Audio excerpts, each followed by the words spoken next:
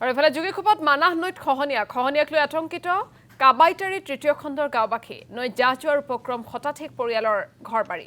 মানাহ নৈত জাহ গৈছে বহু কৃষিভূমি মানাহ নৈৰ বুকুত বিলীন হৈছে মৰাপাট মাকৈ খেতিৰে সমৃদ্ধ অঞ্চলটোৰ কৃষিভূমিসমূহ দীৰ্ঘদিনীয়া অঞ্চলটোত চলি থকা খহনীয়াৰ প্ৰতিৰোধ নকৰাত জনপ্ৰতিনিধিৰ বিৰুদ্ধে ক্ষোভ ব্যক্ত কৰিছে গাঁওবাসীয়ে সাংসদ ৰকিবুল হুছেইনৰ বিৰুদ্ধেও তীব্ৰ ক্ষোভ উজাৰিছে গাঁওবাসীয়ে এই সন্দৰ্ভত এক প্ৰতিবেদন আগবঢ়াইছো খাদেমুল হুছেইনৰ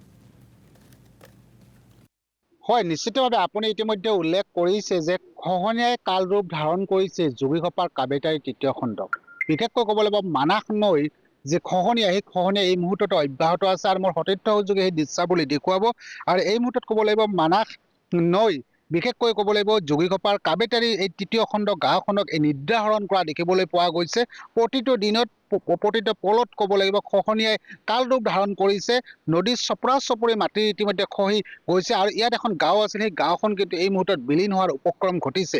ইয়াত যিহেতু খহনীয়া পীড়িত ৰাইজ আছে আমি খহনীয়া পীড়িত ৰাইজৰ সৈতে কিছু কথা পাতিবৰ কাৰণে যত্ন কৰিম মই আপোনাৰ পৰা জানিব চেষ্টা কৰিছো যে খহনীয়াই কাল ৰূপ ধাৰণ কৰিছে আপোনালোকৰ গাঁওখনত কি ক'ব সন্মানীয় মহোদয় সম্মানীয় আমার মুখ্যমন্ত্রী মহোদয় এই যে আমার এই যেখন এই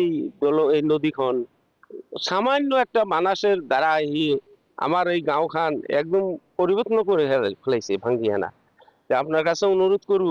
এই চরখন আজির না আজি 1988 সনত এই চর এই কাবাইডের পৰা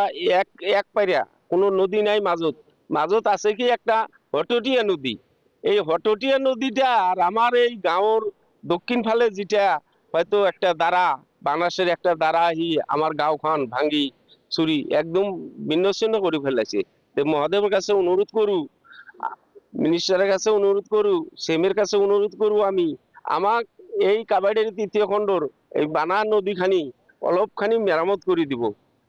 অলপ মেরামত করে দিলে আমার এই গাঁওখন ঠিক থাকবো আমার বসবাস করা ঠিক হবো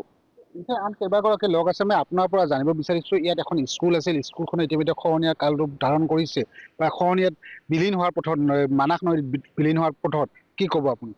মই মহাদেৱ ছাৰ অনুৰোধ কৰোঁ যে আমাৰ এই বানাস নদীখন যেনেকৈ হওক এই যে অলপখিনি একটা দ্বাৰা এইখিনি অলপ কৰি দিয়ক ঠিক কৰি দিয়ক এইখিনি আমাৰ মহাদেৱৰ অনুৰোধ বিশেষকৈ ক'ব লাগিব পূৰ্বতে এই স্থানত বিশেষকৈ ইয়াৰ পৰা আপোনালোকৰ 5 কিলোমিটাৰ দূৰত্বত মুখ্যমন্ত্ৰীৰ পৰা আৰম্ভ কৰি সেই সময়ত জলসম্পদ মন্ত্ৰী সকলোৱে আহিছিল কিন্তু তাৰ কোনো ধৰণৰ বৈজ্ঞানিক দৃষ্টিভংগীৰে এই খহনীয়া ৰোধ কৰাৰ ক্ষেত্ৰত কোনো ব্যৱস্থা গ্ৰহণ নকৰিল কি ক'ব আমি আগৰ পৰা কৈ আছো আমাক এটা ঠিক কৰি দিব কিন্তু এখনো পৰ্যন্ত দিয়া নাই কায়ো কোনো এমএলএও দিয়া নাই এমএলএ আহি কয় নহয় এটা আমি বান্ধি দিম কিন্তু নেদে আমাক আজি মোটামুটি 5-7 বছর ধরে কৈ আছে কিন্তু নেদে আমাক বান্ধি আমার তো থাকা অসুবিধা হয়ে গেছে না এখন ভাঙি চুরি দিয়ে আছে সবগুলা খাদেমুল হুছেইন আপোনাক এই মুহূৰ্তত ধন্যবাদ জ্ঞাপন কৰিছো আপুনি ৰাইজৰ সমস্যাৰ বিষয়ে জনোৱাৰ বাবে